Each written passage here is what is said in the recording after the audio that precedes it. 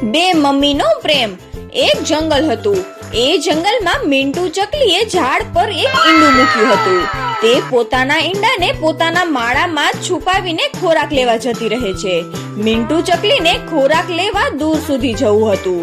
ઊંડા આકાશમાં ઉડતી એક સમડીએ ખાલી માળો જોઈને ત્યાં આવી જાય છે। સમડી બોલી, આ માળો તો ખાલી છે, ના કોઈ નાનું બાળક કે ના કોઈ ઈંડું। આજે તો ભૂખ્યા જ રહેવું પડશે। સમડી જ્યારે ઉડવા લાગે છે ત્યારે તેમની નજર પાંદડામાં છુપાયેલા ઈંડા પર પડે છે અને તે ખુશ થઈ જાય છે। સમડી બોલી, વાહ વાહ, પાંદડામાં છુપાવેલું છે ઈંડું। જોઈ લીધું મેં ઈંડું, જોઈ લીધું મેં। સમડી તે ઈંડું ઉઠાવીને તરત જ ત્યાંથી ભાગી જાય છે। ટોની બોલ્યો, મિન્ટુ ચાલ બીજા જંગલમાં ફળ લેવા જઈએ।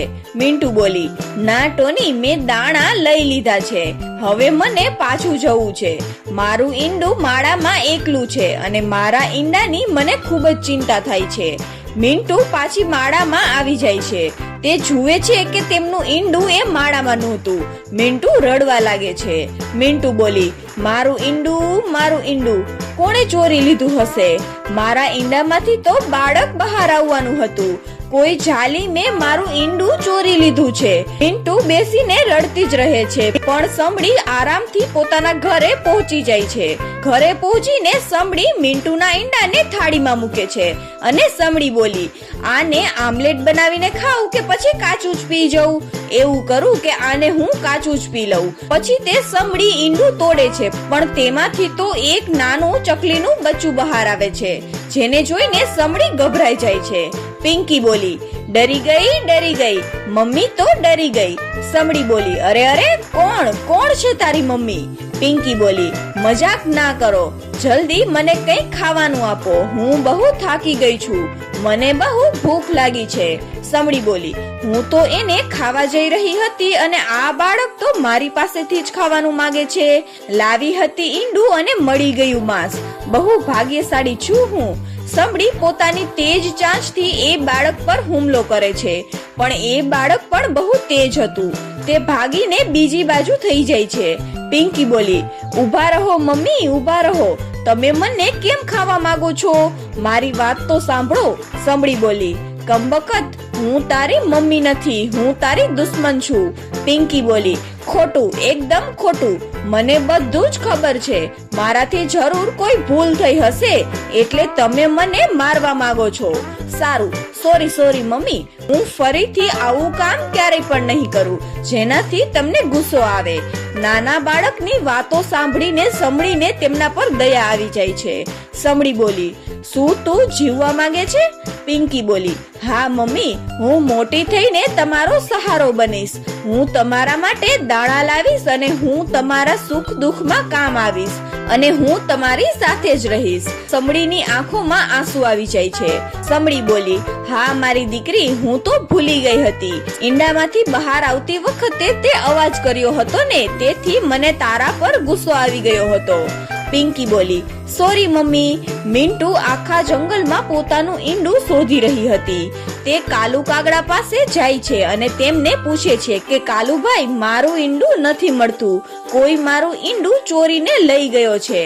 કાલુ બોલ્યો, આજે જંગલમાં એક મોટી સમડી ફરી રહી હતી, કદાચ એ સમડીએ તારું ઈંડું લઈ લીધું હશે। આ સાંભળીને મિન્ટુની આશા તૂટી જાય છે। તે રડતી રડતી માળામાં પાછી આવી જાય છે। થોડા સમય પછી સમડી મિન્ટુના માળામાં આવે છે। તેમની પાસે ચકલીનું એક નાનકડું બચ્ચું હતું। સમડી બોલી, મને માફ કરજો મિન્ટુ બહેન, હું તમારું ઈંડું લઈ ગઈ હતી, ઈંડામાંથી તમારી દીકરી આવી છે અને બહુ મીઠી મીઠી વાતો કરે છે, તેને તમે રાખો, હું તેને ખાઈ શકીશ નહીં। પોતાની દીકરીને જોઈને મિન્ટુ ખૂબ જ ખુશ થઈ જાય છે। મિન્ટુ બોલી, સમડી દીદી, તમે બહુ સારા છો, હું બદલામાં તમને શું આપી શકું? પિંકી બોલી, મારી મમ્મી કોણ છે? પહેલા મને આ તો કહો, પહેલા તમે મારી મમ્મી હતી, હવે મારી સાચી મમ્મી કોણ છે? સમડી બોલી, દીકરી સાચું કહું છું, હું તારી મમ્મી નથી. મિન્ટુ, જો બદલામાં તારે મને કંઈ આપવું હોય તો મને આ ગુડિયા સાથે મળવા દેતી રહેજે. મને આ બાળક બહુ ગમ્યું છે. પછી મિન્ટુ સમડીને વચન આપે છે. મિન્ટુ અને સમડીની મિત્રતા થઈ જાય છે. સમડી પાછી ચાલી જાય છે. પિંકી મોટી થઈ જાય છે. તેણે ઉડવાનું પણ શીખી લીધું હતું. એક દિવસ પિંકી ઉડતી હતી ત્યારે એક દુષ્ટ કાગડો જેમનું નામ ભૂરો હતું તે મિન્ટુને રોકે છે. ભૂરો બોલ્યો, શું તારું નામ પિંકી છે? પિંકી બોલી, હા, મારું નામ જ પિંકી છે, પણ તારે શું કામ છે? ભૂરો બોલ્યો, તું બહુ સુંદર ચકલી છો. શું તું મારી સાથે મિત્રતા કરીશ? પિંકી બોલી, ચાલ ચાલ ભાગ અહીંયાથી ગંદા કાગડા. હું તારા જેવા ખરાબ કાગડાઓ સાથે મિત્રતા નથી કરતી. પિંકીએ આટલું કહ્યું ત્યાં એ દુષ્ટ કાગડાએ તેમને પોતાના પંજામાં પકડી લીધી. ભૂરો બોલ્યો, તો પછી હું તને મારી નાખીશ.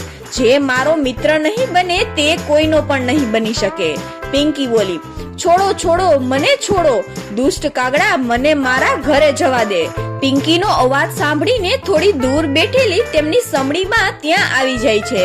સમડી બોલી, દુષ્ટ કાગડા, તું મારી દીકરીને મારી રહ્યો છે. હું તને છોડીશ નહીં.